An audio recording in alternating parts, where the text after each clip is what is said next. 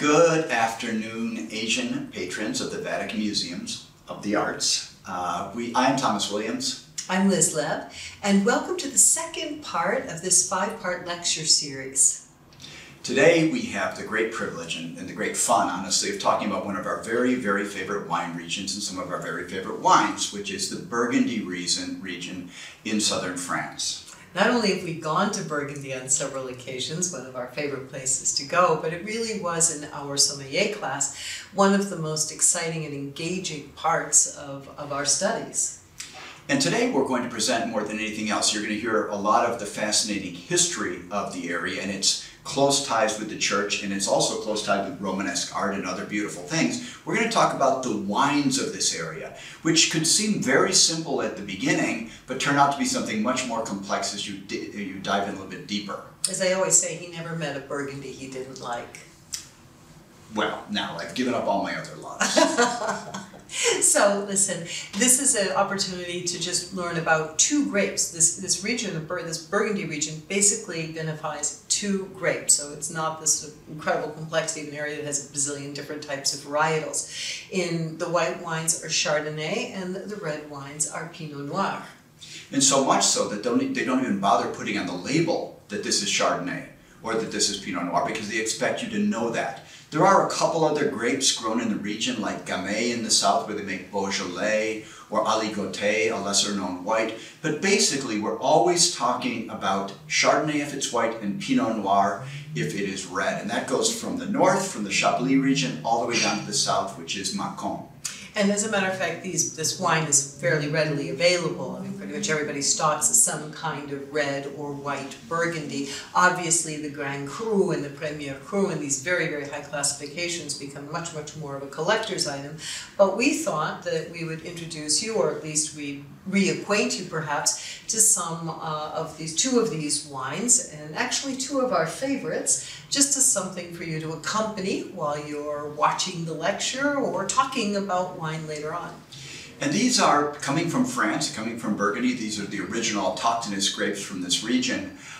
This is an expression of these two grapes that is very old world. It's different. If you taste a California Chardonnay compared to this, if you taste a Washington State Pinot Noir, it's going to be different from this, just to give you points of comparison. So let's get into it. Let's talk about our two wines today. So I chose a wine that is a Meursault.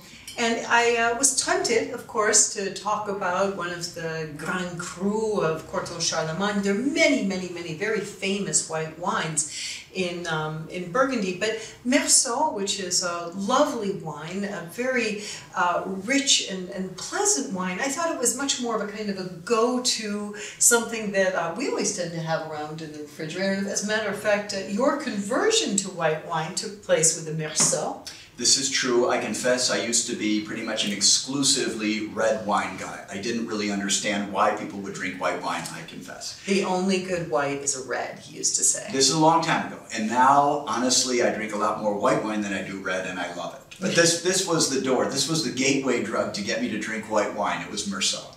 And speaking of which, Meursault is a place that stands in this area called the Côte de Beaune, and they call it kind of the gateway to the golden area of the golden door that leads you to the other very famous houses of the Montrachet, etc., etc. And speaking of gateway, the area where Meursault comes from, which is the Côte de Beaune, is considered the golden door into the extremely famous Grand Cru white regions, so Pouilly, Montrachet, etc., etc.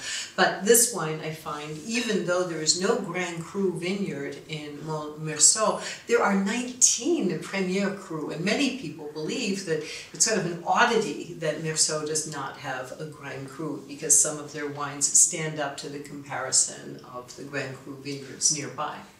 The central wine-producing region in Burgundy is called the Côte d'Or. And the Côte d'Or is divided into two areas. One is mostly red and Pinot Noir. The other is mostly white Chardonnay.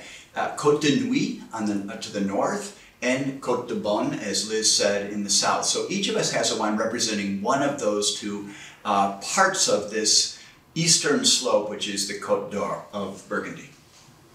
Côte d'Or meaning? Côte d'Or meaning Some people think it means the golden slope because d'or is golden, but it's actually an abbreviation of d'Orient, of the Orient or the East, simply because that whole slope faces east. There's a slope on the hillside always facing east, and that's why it's called the Côte d'Or. What is the wine that you chose then? The wine I chose for today is a Premier Cru Côte de Nuit Gevrey Chambertin. And I'm guessing many of you, if you like Burgundy wines, you've had a Gevrey Chambertin. This is from a lovely vineyard that we know and love called Domaine Fèvelet. And this is one of their Premier Crus called Valois Saint-Jacques. And it's absolutely delightful. This is from 2013, so this is a little bit older than the wine that you have, and it makes sense being a red to it. It ages a bit more. But we're going to talk about these now.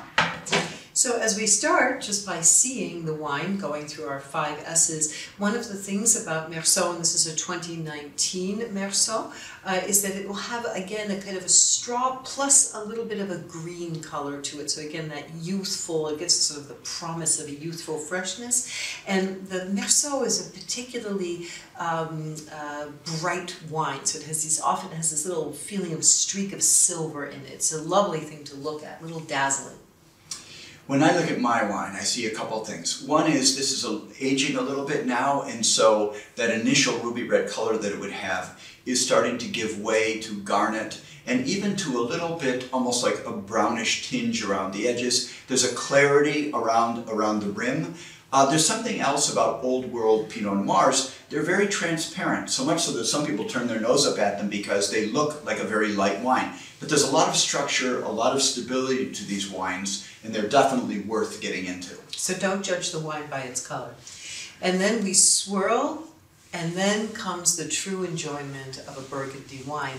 One of the qualities we talk about when we're analyzing the bouquet of a wine is intensity, and that is how soon you begin to smell the bouquet as you approach your nose, as opposed to having to stick your nose into the wine to be able to sort of draw out whatever little scents there are. The Burgundy wine, the great Burgundy wines, you can already begin to smell the bouquet long before it gets to your nose. And one of the most characteristic things of Meursault will be a nuttiness, like hazelnut or almonds. That'll be one of the first things that strikes you, with sort of a fruitiness followed by a floral.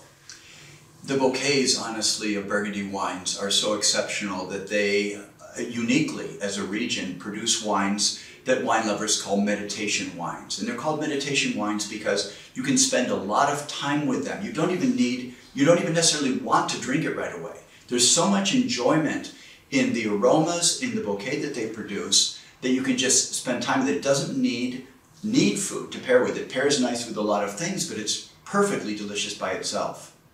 So, sip.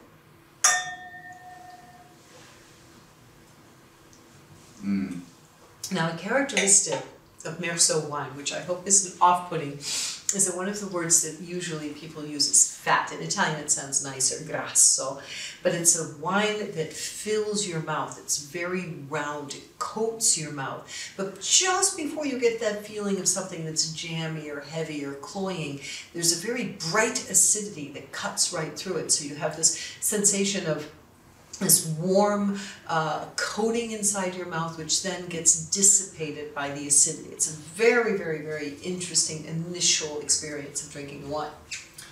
This particular red Burgundy, the Gevrey Chambertin, is just loaded with wild berries, with red raspberry, blueberry. There's a spiciness to it. There is even a little bit of nuttiness to this as well. It's something that's very, very delicious. And I'm realizing now, having sipped it a minute or two ago, that there's a balsamic-y and there's some licorice that just waits for you at the end. It's absolutely wonderful because you keep discovering more and more lovely tastes in this. And so as we savor the wine, we can also note, besides this nutty flavor to it, there's also something like cocoa butter, something that draws out that heaviness of the wine, followed by something like chalk or water on whetstone. The area where the best Meursault grows are areas that have lots of limestone, so you can get that minerality flavor in it. Then you have this citrus, you have a vegetable, something like almost that kind of calming influence of something like a green pepper. So it's a very, very rich wine. It goes with great many things, from pastas to chicken to fish to veal. And now that you've enjoyed the very rich wine, you get to now find out the whole history, where this all comes from, how it came about. It's a wonderful, wonderful tapestry of art and history and wine. Enjoy yourselves. Cheers. Cheers. Wow. After watching this dynamic husband and wife duo of Thomas Williams and Liz Labb's enticing video on the wines of Burgundy, I'm really glad I have my wine glass ready. Hello, everyone. I'm Joan Fu Mahoney, your moderator today, moderating from my hotel quarantine room in Hong Kong. Even so, in spite of quarantine, my husband, Terry Mahoney, managed to procure not just any white wine, but Burgundy Chardonnay. So unfortunately, we couldn't get Liz Labb's Merceau, but we've got the Chablis. So santé, everyone. So today we have lecture 2 of the Asian Patrons of the Arts in the Vatican Museum's very interesting series, Faith, Art, and Wine. On the subject of religion and wine, as someone who definitely enjoys her Chardonnay and Pinot Noir, I must confess, I'm totally thrilled to be the moderator today. Today's lecture is called St. Benedict and the Blessings of Burgundy. It continues from last week's gripping lecture by Liz Labb on the history of wine in Greece and the Roman Empire. As you learned from her lecture, the fall of the Roman Empire almost destroyed the wine culture so carefully developed by the ancients. However, the knowledge was not only carefully preserved, but enhanced by Benedictine monks who created sites in Burgundy where viniculture could flourish again. In France, thanks to the support of Charlemagne, the emperor, the Benedictines perfected enology, applying the sensitivity and the discernment of their way of life to discovering terroir, which is the backbone of Burgundy wine production. So in today's lecture, the speaker, Jonathan Brito, will look at the extraordinary art, architecture, and of course the wines produced by the monks, spirituality, architectural beauty, and the marvels wrought by Chardonnay and Pinot Noir. How fabulous is that? So, but before I start and introduce Jonathan Brito, our speaker, properly, some practical notes for you. All of you have already been muted, but you can type in your questions at the bottom of the screen on the Q&A, and Jonathan Brito will attempt to answer as much as he can within the time constraints. And if he can't, you will get your answers by email, so don't fear. Jonathan Brito. Who is Jonathan Brito? Our distinguished speaker today is a well-known consultant plastic and craniofacial surgeon who now practices in London after studying in Boston, Paris, and Toronto. He's also an academic who has taught in the UK and France and has written many publications, winning many prizes worldwide. But today, we are interested in Jonathan Brito, the Urnophile, and Jonathan Brito, the Catholic. In the case of the former, his lifelong fascination with wine already began when he was 17 years old and driving from Dijon to Beaune, finding himself immersed by the great vineyards of Burgundy. He tells us he's most grateful to the Asian patrons for inviting him to return to Burgundy for this lecture series. Aside from wines, there is religion. And I hear that Jonathan is also a Knight of the Holy Sepulchre. With a membership of around 30,000 only in 40 countries who work to support the Church in the Holy Land, the Knights of the Holy Sepulchre is a Catholic order of knighthood founded in 1099 under the protection of the Holy See. As a member of this grand medieval institution, this means that the busy surgeon, Jonathan Brito, is also an outstanding layman in his defense of the faith and the Church. I might want to add 2 more personal vignettes about Jonathan Brito, which I just discovered. That he actually has relatives in Malaysia, where I come from, and that he's also a rock star, as you will discover. He plays the guitar. Anyway, back to the subject of wine. Let's all sit back with our glass of wine, Burgundy, of course, and let Jonathan Brito guide us through St. Benedict and the blessings of Burgundy.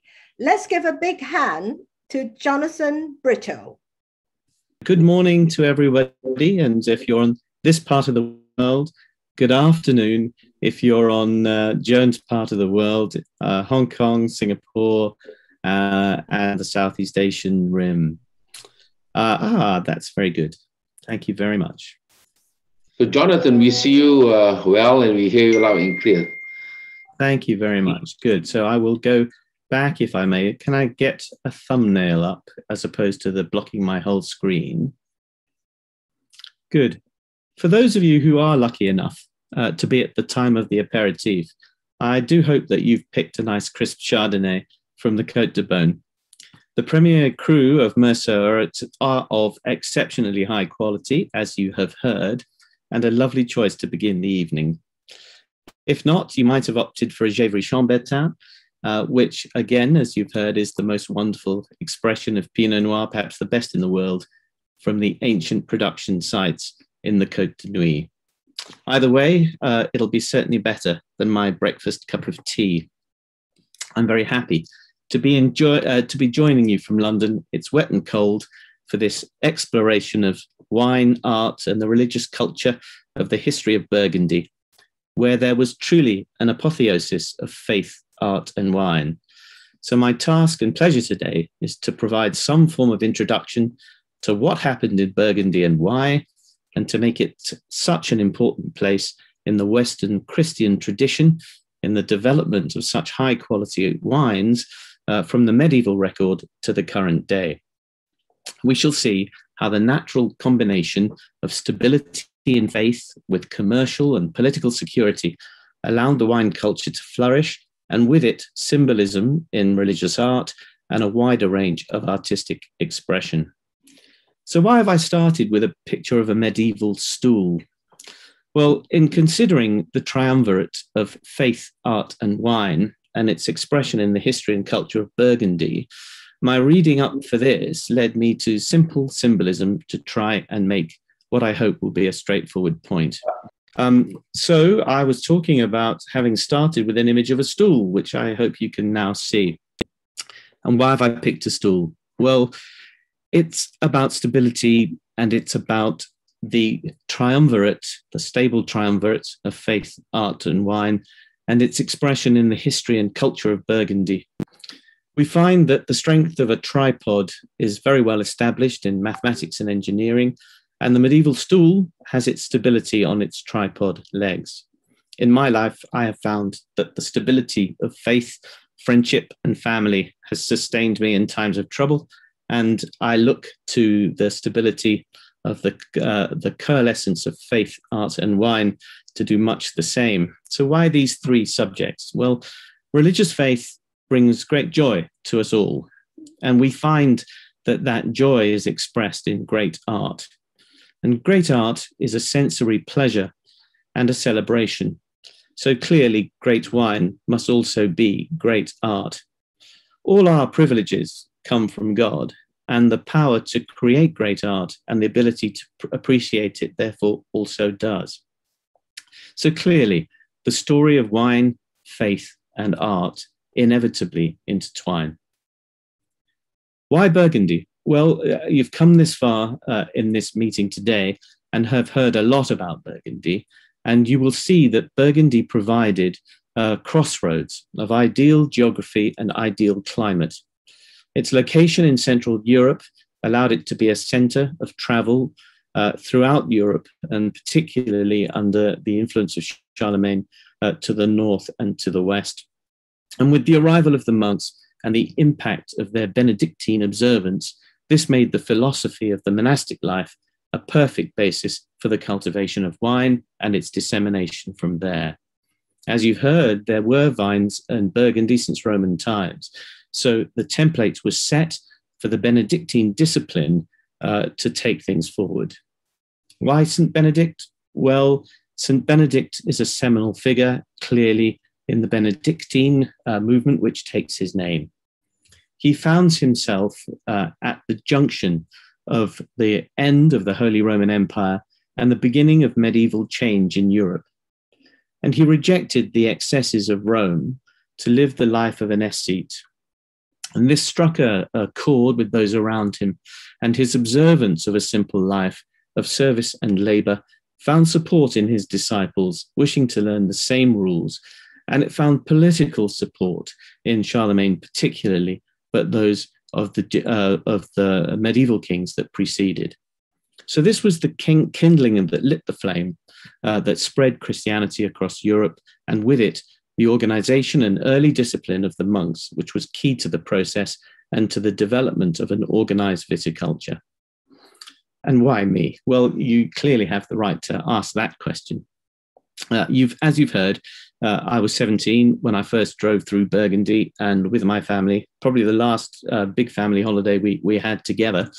And I found it rich in culture, rich in imagination, and well documented. And this was the 1980s, and they were incredible years, superb vintages for the Bourgogne and for the Côte d'Or. And so when I was introduced by Maria Cristina de Cruz, who you're going to hear from later in this series, to Ben Chang, I was very enthusiastic about the opportunity to renew my interest in the rich history of Burgundy. I will, however, say that I am an enthusiastic ingenue, and only one such would take on this task. There is a wealth of amazing information here, and each limb of this study commands an expertise and a dedication that I don't think anybody could claim in all three limbs. So I've satisfied myself with the thoughts that an equal enthusiasm for each of the legs of the stool will at least keep that stool steady and the narrative balanced. Any true expertise in any one of faith, art, and wine might tip that stool over and unbalance it. So I'll ask you to forgive me in advance as you come on this journey with me, and perhaps use this talk simply as a means to direct your reading or your drinking as something of to do on a lazy Sunday afternoon, should you ever have one.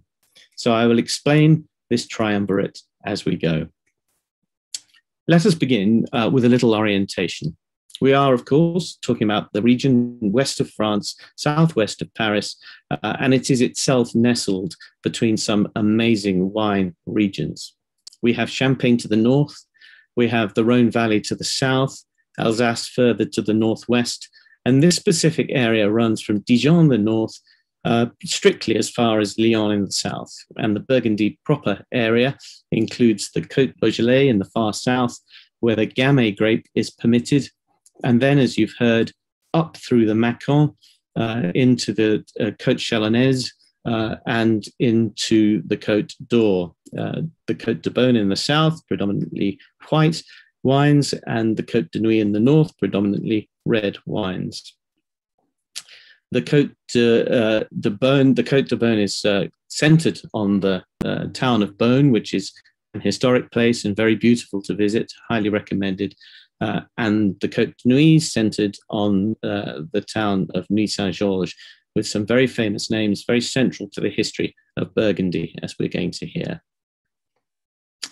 So we have 4 grapes. The Aligoté is a minority white, the Gamay is a minority red, and the Pinot and the Chardonnay.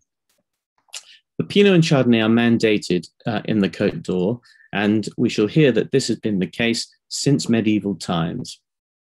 The history is complex and it is frustrating. The famous villages mean a great deal more than complex hierarchies, and it is more difficult to understand than Bordeaux, for example. Each set of vineyards has similar names, but they may be owned by different producers who may harvest adjacent strips of land. And they will have interests and holdings in different villages, often of similar names. The terroir is crucial and its impact is hotly debated. The terroir, what does that mean? Well, it is the soil type and composition and the drainage of that soil after rainfall. As you've heard, these slopes all face east and catch the sun. And where on the slope that soil is, the exposure to sunlight and the wind, whether it is open or closed, these things all matter to the cultivation of the grape and the quality of the wine. The mid and higher slopes catch greater sunlight and a better quality yield, and microclimates is a key factor. Where on the slope that vine is, and also where on the vine the bunch of grapes might be, all affect the quality of the outcome in terms of wine. Understanding this and how to manage it translates to the great vintages, where the multiple variables and the skill of the vigneron combine to make great complex wine. Despite modern winemaking techniques, it is still true that two adjacent plots separated by a footpath can produce wines of very different quality. For example, La Romanée-Comté and La Tâche are separated by a footpath but make very different wines. So in the commercial world, this makes for intrigue, power, and profit, but in our world of the enthusiast, it can be a lot more fun and a great pastime for reading and for study, in the company of a great glass of wine and some tremendous cultural history. It is, however, difficult to know where to start, particularly compared to the orderly system of Bordeaux. Burgundy is, however, a good deal more than a disordered patchwork of famous brands. In my field of medicine, we are often accused of protecting a rarefied vocabulary to protect our intrigue, and I will therefore confess to some sympathy with the world of wine that seeks to do the same. As it happens, my specialty of craniofacial plastic surgery began in France only about 60 years ago, and I trained in Paris. So I'm a long-time Francophile. However, I do know at first hand that there is a certain Gallic reluctance to make things too easy for the newcomer. Let us find our way in. Burgundy is considerably greater than the Côte d'Or, and it extends to the northwest, as you've seen, to Chablis, where the northern neighbor is Champagne, and has another tremendous history with the Benedictines in the hands of a monk, Dom Perignon. So how do we find our way in? Via an experience, in my case, driving on a family holiday, via a particular wine bottle, perhaps that Gévry Chambertin or that Meursault that you might be drinking now, perhaps via a piece of artwork that you may see or may have seen coming up later in our discussion. So I do hope with some enthusiasm rather than expertise to reveal a few short paths which may lead you to interesting places. As we've seen, the Côte d'Or is a patchwork of vineyards on gentle slopes. It's made up of 25 different villages or communes, and the northern commune are centered around the Côte de Nuit and Nuit Saint-Georges, and the southern ones around the Beaune. Each village is surrounded by strips of vineyard, strips of vines, particularly delineated and farmed by different growers, often using different spellings of the same name in the same place. Individual growers spread their holdings across different communes and different qualities of the vine, and so will commonly produce wines of similar name but different quality, and not always in contiguous years. Likewise, wines from the same terroir may be marketed from the same year under different labels, and increasingly by producers or traditionally by the négociant.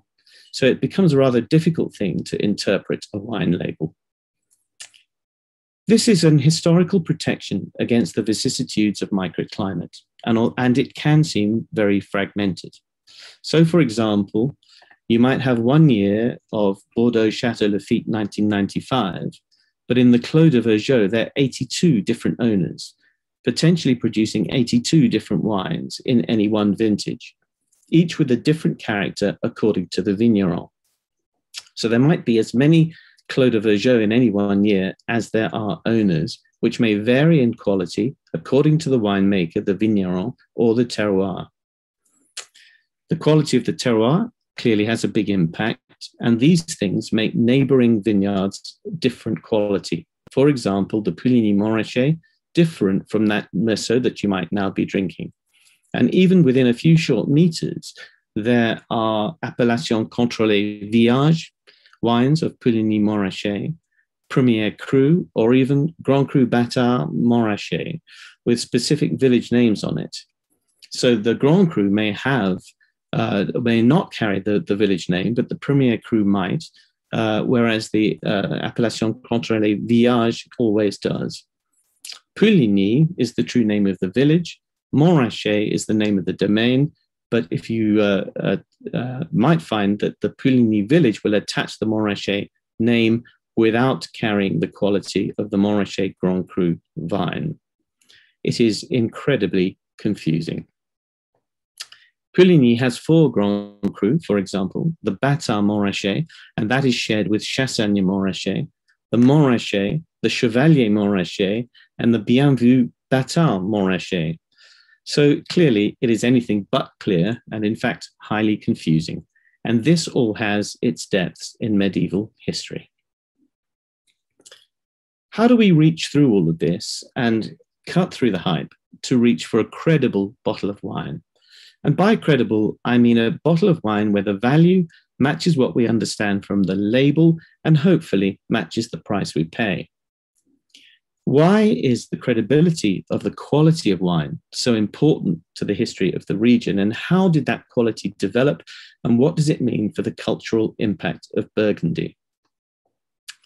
The terroir and the microclimate are key, and these, so far anyway, despite the existential threat of climate change and the periodic threats of fertilizers, have been a constant between the historical and the present. The 47th parallel has historically been at the northern limit of winemaking, no longer true, I think, with the advent of winemaking in the UK and the change in climate. But Burgundy still has short, warm summers and long, cool winters. And as we have alluded, that nature and the position of the cluster on the vine on the terroir, and the terroir facing the sun are key to the produce of the wine. The observation and identification of what makes the quality wine therefore requires a dedicated vigneron, and its discipline is drawn down over generations. That said, there are certain climats that are consistently more highly rated than others, and that consistency has its evidence in history. It is therefore likely that a reasonable Puligny Montrachet will always be greater than a Saint-Aubin, and a Volnay will always be greater than a Montélimar, all things being equal. And this is where the fun starts, because the recognition of that quality will inevitably have an aspect of subjectivity around it, and that breeds argument, bluster, and bravado. And the Côte d'Or is a place of very strong opinion. Some vignerons regard themselves as the custodians to bring wine from the land to the palate, relatively untouched.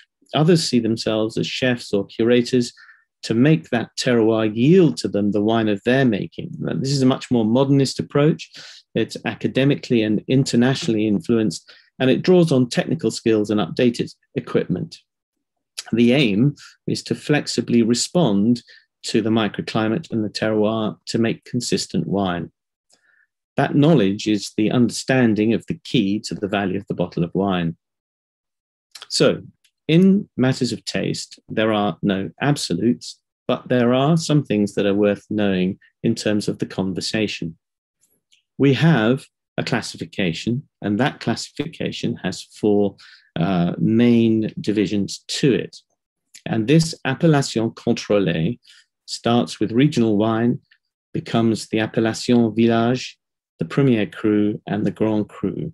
The Grand Cru accounts for about 2% of the output of the Côte d'Or. The appellation contrôlée was evolved in the 1880s and first cited authoritatively by Jules Laval in 1855. That text was progressively codified through into the next century and implemented nationally in 1936. And the aims initially were to protect the land and the quality of the wine, mandating a range of time for harvest, the maximum yield that could be taken from the land, the origin of the wine, and the levels of natural alcohol.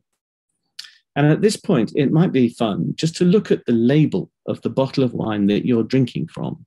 What does it say? Is it understandable? Do you have a clear idea of what you're drinking? A Grand Cru, 2% of the output of the Côte d'Or. A Premier Cru would be about 12% of the production of the Côte d'Or. If the vines are a blend from more than one Premier Cru plot, then it will not carry the name of the vineyard, but will carry the name of the village. The appellation village will carry the names of the village of the single village if it's unclassified, but it won't carry the name of the village if it is a blend of wine from anything up to 40 villages if it's a Montpellier. Village wines will show the same name on the wine label, such as Pommard, if it's from there, but it might show a single vineyard or climat if it comes from an unclassified, a single-sourced place.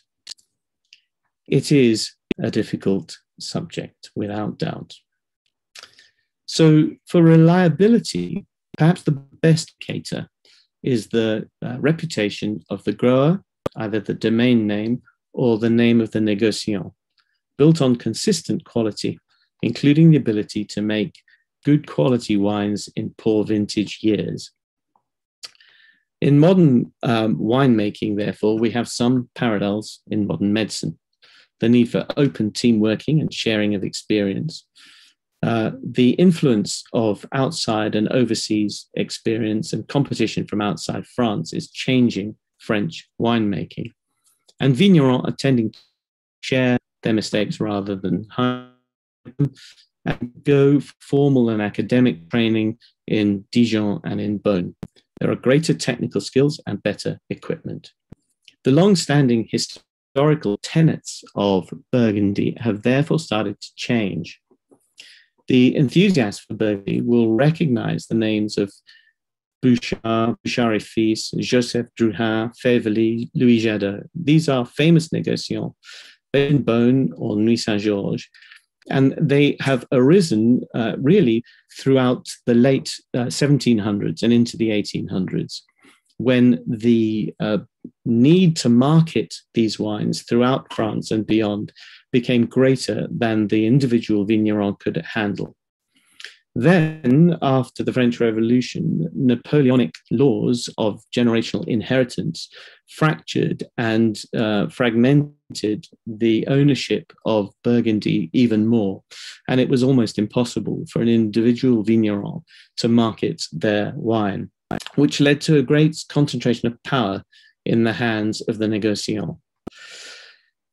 After the great vintages of the early 80s that I alluded to when I first went to Burgundy, there was overproduction and over-intensive farming techniques, and the qualities did fall.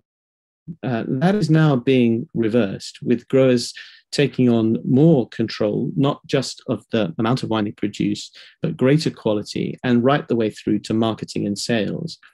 And that has led some négociants to turn to making wine, buying vineyards and production, and taking control of the whole of the pathway. So the classic relationships in Burgundy are changing, and that also changes the way we buy our wines. So in short, these are sensational wines. They're clearly more than a product of a bunch of grapes. This is art, and the talents for appreciating it and making it are God-given. Burgundy remains the most valuable wine-producing area in the world, and it takes a look at its history to really understand why. What you see in front of you there is a statue of Gregory of Tours, Bishop of Tours, who was an important chronicler of the early medieval world.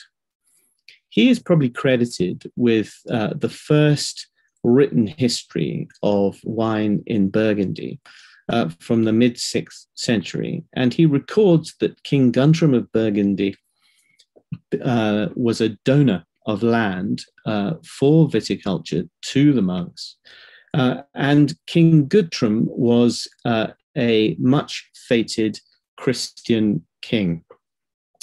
He is ascribed to the ability to perform miracles, and he is strongly and complementarily fated in the writings of Gregory of Tours. The beginnings of the monks in the Burgundy region, therefore, were laid very heavily in their Christian faith, in their Christian observance, in the way they lived their lives, and encompassed all aspects of their lives, including the making of wine, and laid the foundation for the glorious age of the Dukes of Burgundy, which was to follow. Originally driven by the rule of St. Benedict, the motto of the Benedictine tradition was peace, prayer, and work. And the philosophy of Benedict was recorded by Pope Gregory the First's 4-book dialogue, that icon that you can see there on the right of your screen, in around the end of the 6th century. It describes a spiritual portrait of a gentle, disciplined abbot, and was sourced from the testimony of the followers of Benedict, who lived with him and witnessed the various miracles that were ascribed to him in the middle of the 6th century. And from this, we learn that Benedict left the immorality of his experience of society at the end of the Roman Empire, gave up his studies there, and in his mid-teens chose the life of an ascetic monk in the pursuit of personal holiness, living as a hermit. Benedict continued to attract disciples and followers, and eventually founded a monastery at Monte Cassino in the year 529. And he wrote his rule there near the end of his life. The rule of St. Benedict became an integral set of guidelines for a template for the Western tradition of monastic life. It was to prove seminal, both in the story of Burgundy wine and in medieval Christian art, and the Christianization of Western Europe. Charlemagne, who became at his zenith emperor of Western Europe, the first since the days of the Roman Empire, had Benedict's rule copied and distributed throughout the 8th and early 9th century to encourage monks throughout Western Europe to follow his lead. Having united the majority of Western and Central Europe, Charlemagne had tremendous political power and personal drive, and that combination of military, political, and religious power and his personal sponsorship ensured that the rule of St. Benedict became the standard for the development of the Christian faith. It remains a highly influential tenet and is used in the monastic tradition more than 1400 years after its writing. And the motto of the Benedictine tradition was that of peace, prayer, and work. The rule divided the monastic day into regular periods of communal and private prayer with sleep, spiritual reading, and manual labor, so that ut in omnibus glorificatur Deus, in all things God may be glorified. It laid the groundwork for community and the discipline of labor, and this ethic, together with the donation of fertile land in the making of wine, was the kernel for the success of viticulture in Burgundy. The two branches of the Benedictine family are the Benedictine Federation and the Cistercians, and the story of each is the key to both wine and art in Burgundy. What you see in front of you is a model in the lower aspect and a sketch in the upper aspect of the monastery and the abbey at Cluny, which now no longer stands. And understanding the function of Cluny, its rise and fall, is a key, not just to wine, but to art and faith in Burgundy throughout the Middle Ages.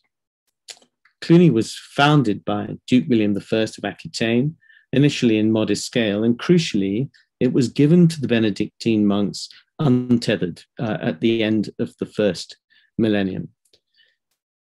It was free of all secular entanglements, no local control, with the proviso that Cluniac reforms along Benedictine lines were adopted. There was a very detailed deed of gift to include vineyards, fields, meadows, woods, waters, mills, and serfs, and lands both cultivated and uncultivated. And all assets of the abbey were deemed sacred. To have taken them was to have committed sacrilege. It was also stipulated that the monastery would be free from ecclesiastical control, subject only to the Pope, who could not, however, appoint an abbot without consent of the monks. The order was autonomous, and it began to grow as a community at its peak to over 1,000 monks, seeding monasteries and new communities throughout Western Europe as far as England, revitalizing the Norman church and spreading monastic life across Europe. This is the period that achieved the final Christianization of the heartland of Europe, and it was a template for greatness, but clearly also for risk, including wealth and politics. By donation and acquisition, the Benedictines became major landowners throughout Burgundy. The properties included Gévry-Chambertin and Vosne-Romanée, but also the properties that they had in the Rhône, Champagne, and the Loire Valley. And when completed in the early 12th century, the monastery at Cluny was held to be the largest church in Christendom, the largest building in Europe, until the 16th century, when the new St. Peter's in Rome was rebuilt. With over 1,000 monks in residence, this was larger than the population of most towns at the time and required a great deal of administration and land to support. A large estate was required and 40 farms required to produce the food. Its financing became complicated.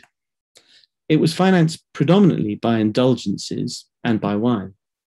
Indulgences by dukes and royal houses for the ability to conduct their lives the way they wished, but still keep their grace with God, and also for knights departing on crusades. The centralized form of government that Cluny exerted throughout Western Europe was highly foreign to the original tenets of Benedictine tradition. And it was not really an order of independence by this time, but rather a network of subsidiary houses answerable to the abbot. As the wealthiest monastic house in the Western world, managers and workers were hired to do the traditional labor of the monks, and gone was the frugal life and the adherence to Benedictine rules. Artifacts in gold and silver were commissioned initially for use at the Mass, but used much more widely and as a form of currency as the decades passed. Wines from the vineyards were traded freely on a commercial basis, and the financial complexities grew. By the 14th century, Cluny was in debt. Indulgences were no longer being paid. The papacy was rising in power. The monks were declining in power, and the loans against its assets that Cluny took were unpayable. Cluny never regained its preeminence and was finally plundered and destroyed in the French Revolution. As the Benedictine life was being challenged and traded for the commercial life, it became clear to some of the monks who were initially Cluniac that they needed to leave and return to a more strict observance. And this leads us in our story about wine to the Clos de Vougeot in the Côte de Nuit. It represents something of a pushback against the excesses of Cluny. There was winemaking there, and the winemaking undertaken by the early Cistercians represented a signal move forward for the wines of Burgundy, and represented some of that high art that arose at the time. There was also, interestingly, an English contribution to the story of Burgundy evolving at the Clos de Vergeaux that is not often told. Today, Vergeaux is the smallest commune in the Côte d'Or. It only has 66 hectares of vines and only 200 regular inhabitants. Its international reputation rests on the vines from only 50 hectares and all within the walled vineyard known as the Clos de Vergeaux, established by the Cistercians. It is the largest clos in the Côte d'Or, where a clos is a vineyard encircled by a wall to protect its microclimate. The majority of vineyards are open climat, and the largest clos in the Côte d'Or is the Clos de Vergeaux. The current chateau was constructed in 1551, but its history is much older. The village lies on the river Vouge, which runs through sparse forest, and opposite which is the banks of the Nuit Saint-Georges side. The story begins in 1075, when Robert de Melem, a Benedictine monk from Cluny, obtained the permission of Pope Gregory to escape Cluny and set up on his own. The monks acquired a plot of marshland south of Dijon at a place called Citeaux and established an abbey at Citeaux to be the seat of a new Cistercian order. The monks here returned to the original Benedictine ideal of manual work and prayer and dictated this time dedicating their lives to charity and self-sustenance. Robert de Melem was called back to Cluny and left the abbey at Citeaux in the hands of an English Anglo-Saxon who had been displaced from his holdings in England by the Normans, who was then elected abbot. His name was Stephen Harding, and he became the bishop and the author of the Harding Bible, and he led the Cistercian community to growth and authority. The community grew, forging alliances with the Duke of Burgundy, and by both donation and acquisition of vineyards, acquired Meursault, Clos de Vergeaux, and eventually encircled the Clos de Vergeaux with the wall that currently stands. This was completed at the end of the 15th century. Stephen Harding was something of a scribe, and much of his writing persists. He leaves a significant written history and volumes of medieval manuscript. And in the context of today's talk, records that the Cistercians were the first to notice that different vineyards plots gave different wines consistently.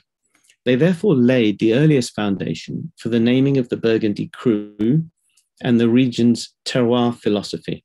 It was the Cistercians that set to define every tiny parcel of vineyard land, identifying the good and the bad points, the geology, the microclimate that we have been speaking of, and the different flavors and the yields.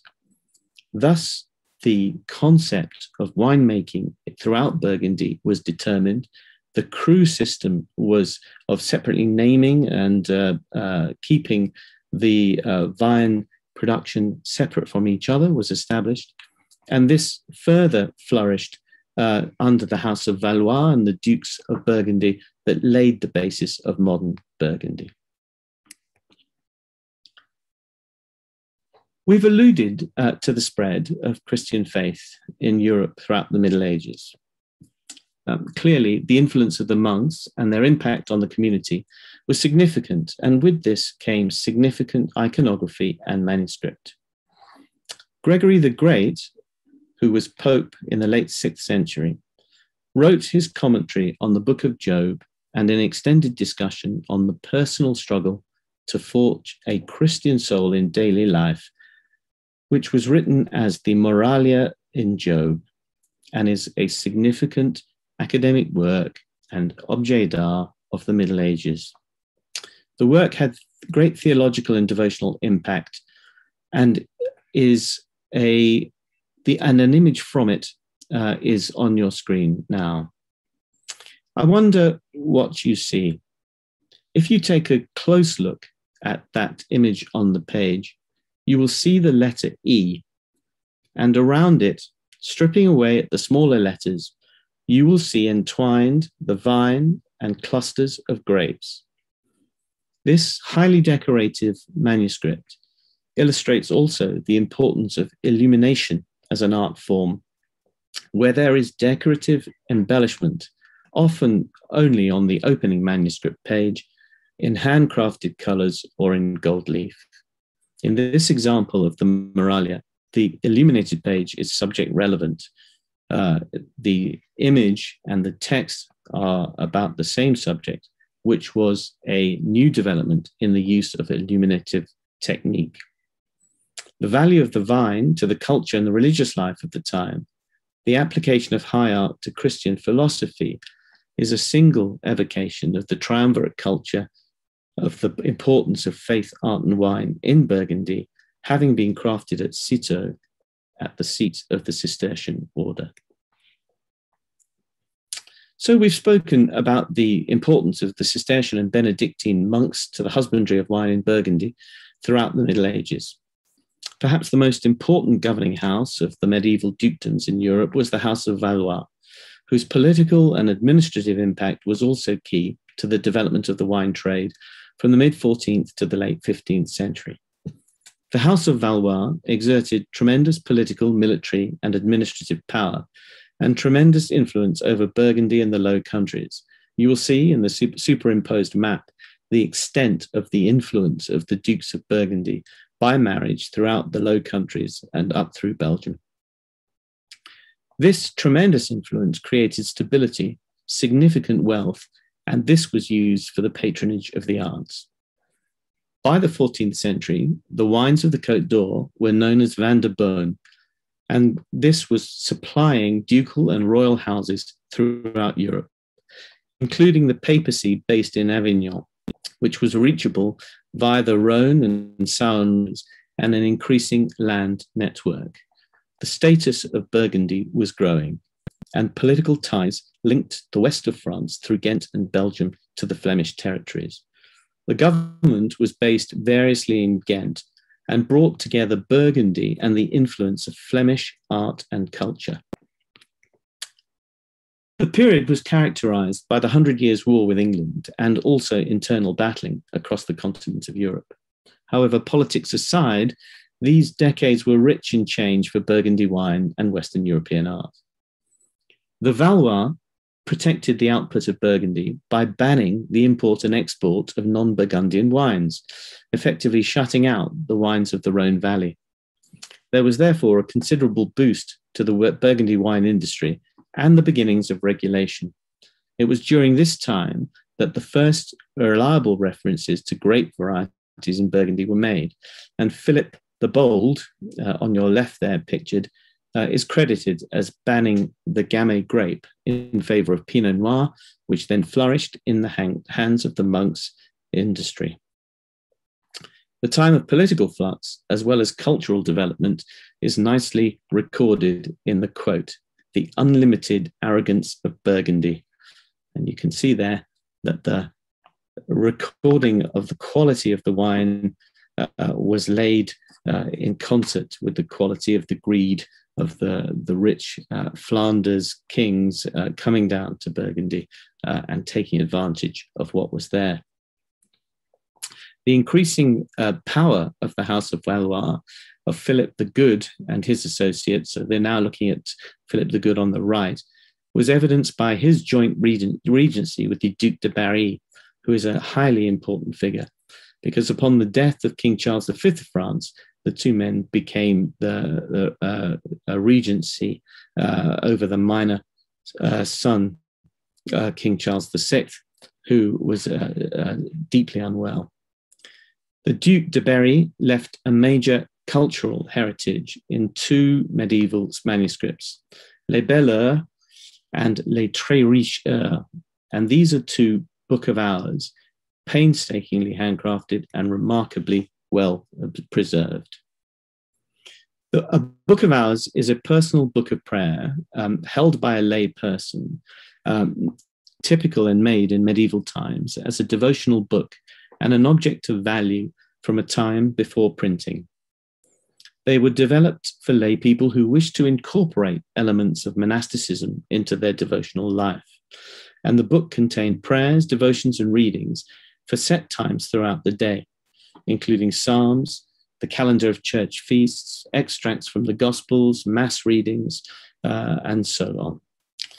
These Book of Hours provided a miniature work of art made for private devotional use, and the common type were relatively undecorated. But for the wealthy, they became a means of demonstrating wealth and piety. The most common types, medieval illuminated manuscripts are indeed books of art, and this Lettres Richeurs, although unfinished, is probably the most significant of them. Illumination or decoration may have been minimal, but in this particular book of art, the wealth of the patron was evidenced in the quality of the outcome. It was extremely lavish, embellished in gold leaf, and painstakingly created for a bespoke patron. What you see here on the left is a calendar depiction of the month of September. And you will see, will have seen immediately, that it denotes the harvest and the importance of wine, a typical wine harvest picture with the ducal holdings and the serfs working the fields to harvest the wine. Such a piece of work would have been highly expensive to produce in materials, expertise, and time. And to have devoted this page to the wine harvest clearly shows the importance of that harvest to the Duke, to his faith, and to his life. In the background, the castles and holdings of the Duc de Berry are seen. On the right image, we have an internal picture. The Duke himself is seated there in blue. All around, you have people enjoying themselves. Very much a scene of wealth, the pouring of wine front and central, or front and to the left. The table is clearly highly resplendent, expensively laden, and this is an evocation of wealth and taste and power for this Duke of Burgundy. It's interesting that in the back there's also an evocation of military power. We see tapestries with knights emerging from the castle, ready to go into battle, and heraldic pageantry of gold fleur-de-lis and fine-coloured clothing. Lettres Richeurs is an example of international Gothic style, gold leaf in abundance throughout the medieval manuscript, and the figures are elegant and elongated. It's interesting that for every calendar page, there's a corresponding astrological sign along the top of the page there, you can see as a lunette. And this is in part because the stars were integrally tied to the agricultural calendar, and even the church calendar used zodiac signs to calculate feast days. We can't really leave medieval Burgundy or the House de Valois without reference to the altarpiece now housed at Ghent, which has the distinction of being the most purloined piece of art in history. Its custodians have been notorious would-be emperors, such as Napoleon and Hitler, and it has been retrieved and restored several times. In fact, it seems to be the object of an almost permanent restoration, with increasingly technological application and care. 11 of its 12 panels are surviving. 8 of these are painted both sides as part of a folding polyptych. And there is much more to say on this masterpiece of medieval art in the hands of Hubert and Jan van Eyck than I can contribute. However, it would be wise, I think, to look in terms through the prism of faith, art, and wine at the central panels. The patron was a gentleman called Jodocus Vij, who was a wealthy merchant from Ghent, who sought to expiate the sin of being a bit too fond of money by spending some of it on creating a monument to God. And as an influential citizen of Ghent, he commissioned the altarpiece for the church and dedicated it to St. John the Baptist.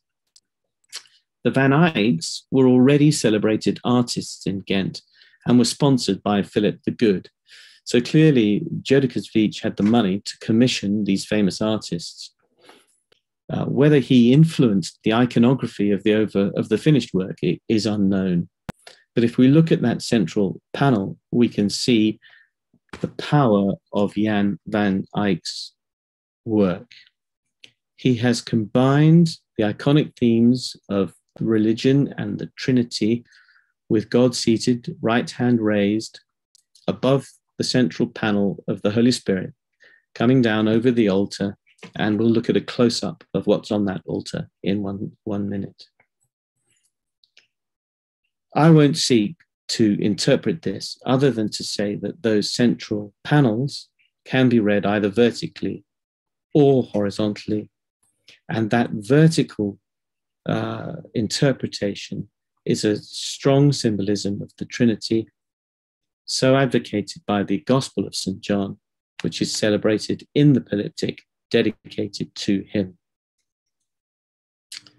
In this key panel of the altarpiece, we have the Adoration of the Mystic Lamb, which depicts a large meadow dotted with flowers, and the two key structures, one of which you can't see.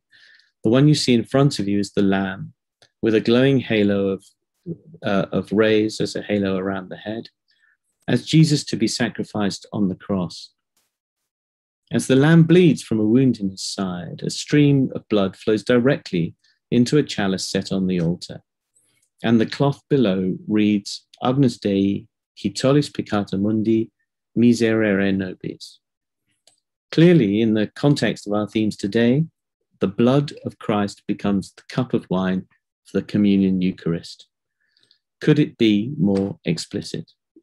And once again, we see the power of art, faith, and the symbolism of the wine in a uniquely Burgundian context. I will come to a close with an observation that the two most important aspects of medieval Burgundy that made the template for the modern day were the culture of the monks of Burgundy, originally in the Benedictine rule to pray and to work, where discipline was set for the observational skills that resulted in a good, plentiful wine harvest. Perhaps the second most important event was the establishment of the abbey at Citeaux and the beginning of the Cistercian movement to rediscover that asceticism. As I close, we reflect that we live in a much more secular world. The importance of the wine to the Eucharist is central to our faith, but the importance of art to wine is ever more recognized for its commercial value. And we now see wine marketed in conjunction with modern art, with high art, for bottles that are achieving significant prices. You see at the bottom there a bottle of La Conseillante from Saint-Emilion, paired with Mondrian's composition in red, yellow, and blue from 1930, a 6-litre bottle going for over £6,000 UK. And the packaging of wine into collections with thematic themes in art, both in wine wrapping and in wine labels. This is set to continue, and whether that wine will ever be drunk, whether it'll remain a collector's piece, we will only find out as the auction houses rattle their way through in the years to come. But the marriage of high art, fine wine will go on, and its history, as we have seen, is a very long one. I will close with a few acknowledgements. I'd like to thank Maria Cristina de Cruz, who you will hear from in 3 weeks' time, for introducing me to the team at to the Asian patrons and to Ben Chang. I'd like to thank and acknowledge actually a neighbor of mine, Mr. Charles Taylor, Master of Wine, who has written a seminal book on the modern day workings of Burgundy. And you can find out a little bit more about him at that web address. Patrick van der Vorst is a seminarian in Rome, but also an expert in art history, having been an auctioneer at Sotheby's in London and run a business dealing in high art before finding his vocation and entering the seminary. And Gabriele Finaldi, who is the director of the National Gallery in London. I thank you all very much for listening. Excuse my stilted delivery so early on a Saturday morning. And I hope you've found some way into the great mysteries of Burgundy. Thank you very much. Thank you very much, Jonathan. Wow, that was quite a lecture. I think drinking will never be the same again for us. Unfortunately, tea. Yes, and I have to personally thank you for elevating the simple pleasure of just drinking wine, because it is celestial vintage. If anything, the wedding at Cana showed Jesus Christ's preference. Anyway, as a Catholic, we do know that everything God has made is in a beautiful way sacramental, and how God has turned it into a channel of divine grace. So thank you very much, Jonathan, for showing this to us. So now we have a lot of questions. Let me try and do this. The first question actually is from Portugal. She is a friend of the Asian patrons in Portugal, Maria Pereira Melo Antunes. Very good friend of mine too. Her question: when I lived in Paris in the late 70s and took a wine appreciation class, I was told that Romanée Conti was one of the best French wines. I have, of course, not maintained my wine appreciation classes, so I wonder whether Jonathan can make something of this comment. It would be a man who was very sure of himself to say that Romanée Conti was not one of the best French wines from Burgundy or from anywhere in France, indeed around the world. I do have some truck with anybody calling any one wine much greater than another. It makes for great conversation, makes for great puffing of beating of chests, but ultimately much depends on what else is going on. Even the conversation, the quality of friends, the quality of food, what you're eating, and the time of day. And so I think we are all in the position where we have our favorite tastes. I'm a big fan of Southern Rhone. I like the spiciness and the weight and fullness of the Southern Rhone. So it's although I would never turn down a great glass of the Romanée Conti, I would never wish to say that it was better or worse than anything else. Well put. Very diplomatic answer. Well, still on the subject of wine, we have a question from Bruce Hemmingson. Clearly, the Burgundy could support many grape varieties. So why is it that both the Pinot Noir and the Chardonnay have remained so dominant? Yeah, this is deeply political and actually a very good commercial sense. And it was the medieval kings. It was Philip the Bold who mandated this. He kicked out Gamay from the upper reaches of Burgundy and committed it to Beaujolais, and did so in order to protect the quality. Gamay is a more hardy grape. I think it grows more easily, and it would have overcome, the yields are higher, and it would have overcome Pinot Noir. But they recognized that the quality of the Pinot Noir was so high that they could protect it, nurture it, and look after it. And in fact, the proven amazing foresight, because proven correct. Here we are, a millennium later and more, drinking these wines, and they have overcome the vagaries of war, of fertilizers, hopefully climate change, and have done extremely well. So why would one change? Certainly now it would be impossible, but why would one change? Excellent. Okay, now we are back to the monks. The third question. Saint Benedict was associated with a number of poison stories. Yes. Wine, bread, and the raven, well manifested in a number of Renaissance paintings. Could you enlighten us about these stories, the meanings and authenticity? This question is from William Chang. Certainly. I was told when I set out to look at these histories that Benedict had died at the hand of poisoning in a glass of wine.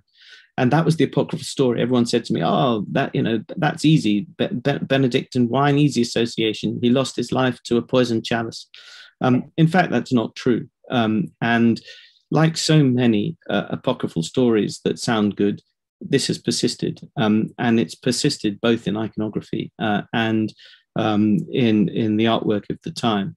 And it's not difficult to find, but in fact, he did not die. And I think that there is a story of his attempted poisoning, not just by route of wine, but by route of diet. And he is said to have overcome these attempts by turning the poison away from himself and surviving by recognizing that he was about to be poisoned.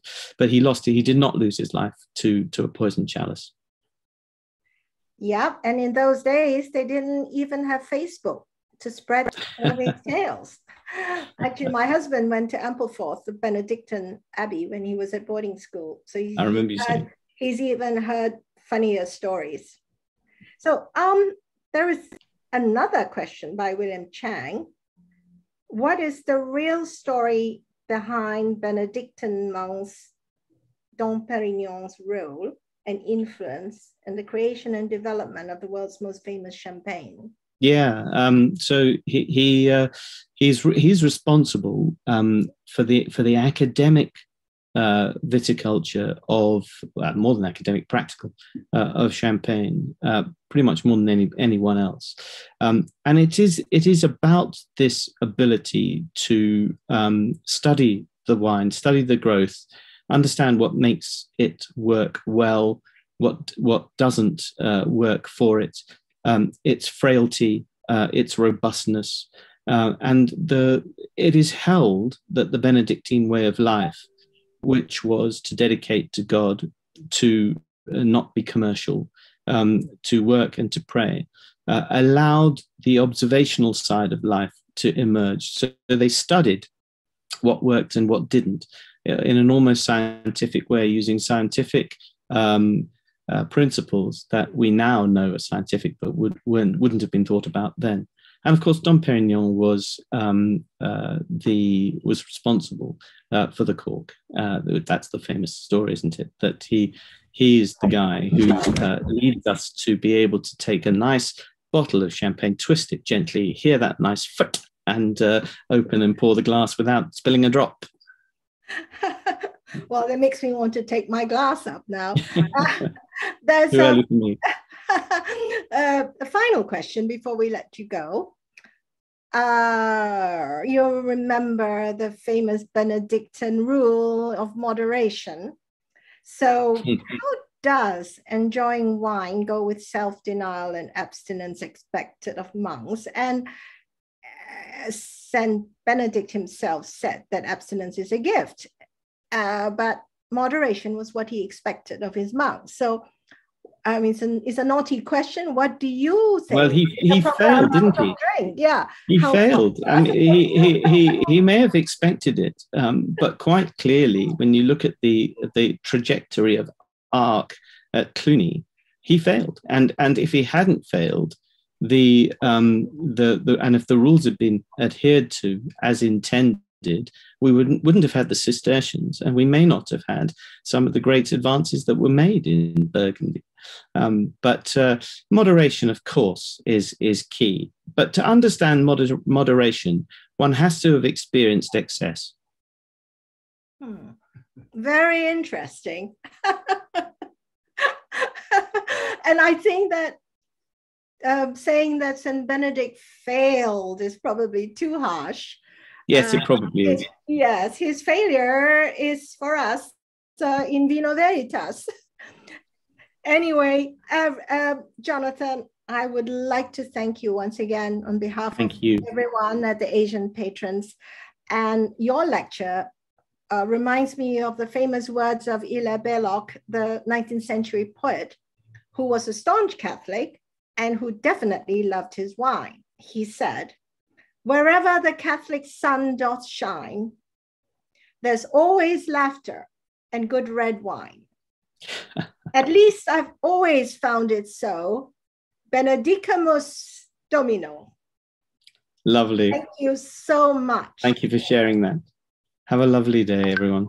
And you too. And now we have a commercial for all of you attending. This lecture series on faith, art, and wine is thanks to the Asian Patrons of the Arts in the Vatican Museum under the very energetic chairmanship of Ben Chang. And the common objective, of course, is to help restore and preserve the artworks of the Vatican Museum. So if you have enjoyed this lecture and if you feel so inclined, especially after a glass or two of Burgundy, do join us as patrons or as friends. You will receive wonderful insiders information directly from the Vatican Museum about the artworks, and also have privileged access without long queues. And of course, come on many of our APVM trips. And I hear that one of them would be probably to the vineyards of Burgundy after listening to Jonathan Brito. This also brings me to the next exciting event, aside from the lectures, that's coming up, which will be a silent auction of artworks, which will be to celebrate, to raise funds for the Vatican Museum restoration. There is going to be a silent auction of artworks in Hong Kong at the gala dinner on December the 4th. And during that gala dinner, where I understand that at least 40 patrons from Hong Kong, the lucky people, will be attending. And Ben Chang will kick off the auction, which will be a month-long auction of wonderful artworks. The art pieces will include some wonderful handmade reproductions of sacred artworks by Delmar Atelier, all donated, and an original painting by Tan Lim Heng, The Cascade of Roses, which was featured in the book Millennials Meet Mary as the end papers. And it's a gorgeous, beautiful piece of work.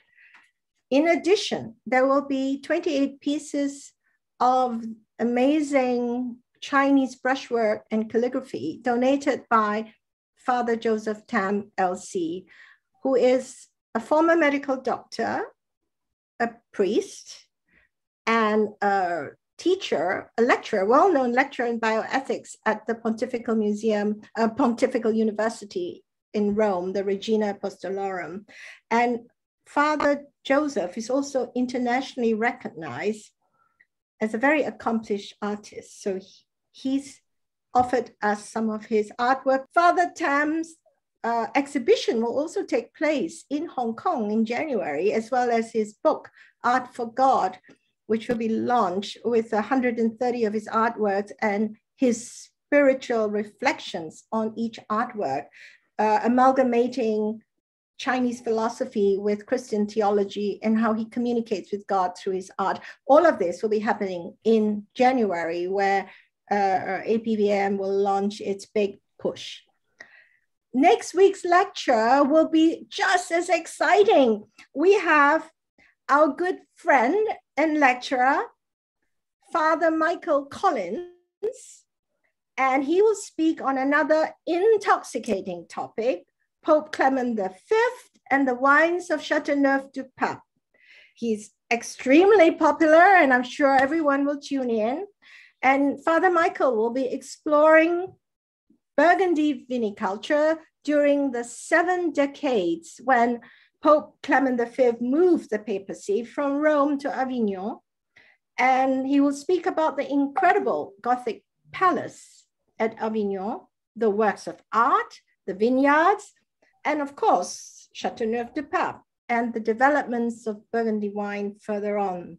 So please go to the Asian Patrons of the Arts website when they launched it on December the 4th, when after Father Michael's lecture, and you can see all of the brilliant artworks, which will be by blind auction, and all of it will go for a very good cause to restore the Vatican Museum. And once again, Jonathan, thank you very, very much. Wonderful lecture. And all of you, bye-bye from my quarantine nest in Hong Kong. Bye.